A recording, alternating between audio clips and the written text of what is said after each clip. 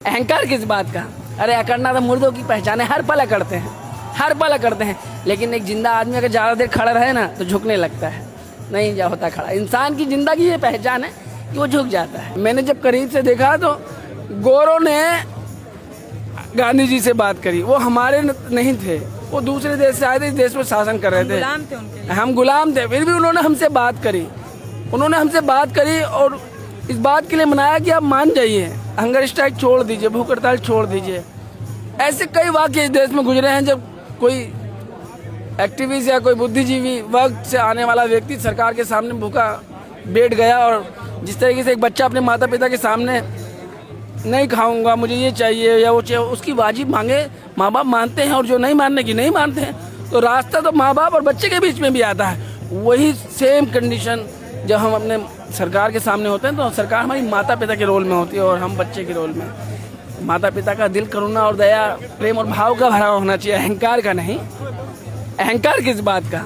अरे अकड़ना तो मुर्दों की पहचान है, हर पल अकड़ते हैं, हर पल अकड़ते हैं। लेकिन एक जिंदा आदमी अगर ज़्यादा देर खड़ा रहे ना तो झुकने लगता है, नहीं जा होता खड़ा। इंसान की जिंदगी ये पहचान है कि वो झुक जाता है। दिल्ली पुलिस है ना, जंतर मंतर पे हमारी सांसों को भी अपनी कैमरे में कैद कर लेना चाहती है, हमारी सांसों को भी अपने कैमरे में कैद कर लेना चाहती है। लेकिन हम दीदी आपके माध्यम से बोलना चाहेंगे, हम आपसे नहीं डरते, हम आपसे नहीं डरते, आपकी पुलिस से नहीं डरते।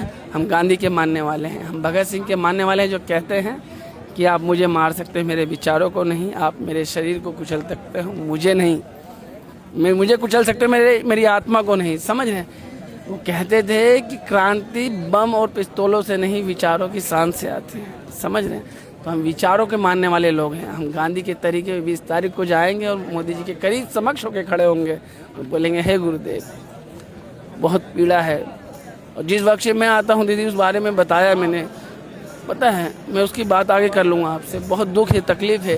इस तेजी से दौड़ती अर्थव्यवस्था का लाभ इस देश की चुनिंदा कुछ वर्ग के लोग उठा रहे हैं, और पूरी आबादी आज भी शोषित, वंचित और पीड़ित है, हर चीज़ से। मैं इसके बारे में बताऊंगा आपको। तो कहते हैं लड़ाई कहीं से भी हो, अगर वो लड़ाई सच की हो, हक की हो, उस लड़ाई का हिस्सा बनना चाहिए। और मैंने अपनी ज़िंदगी का आधा हिस्सा तो इस लड़ाइयों में लगाया है, अब तक आधा हिस्सा इस लड़ाई का हिस्से में लगाया है, और मेरी आत्मा आंदोलनों पे रहती है।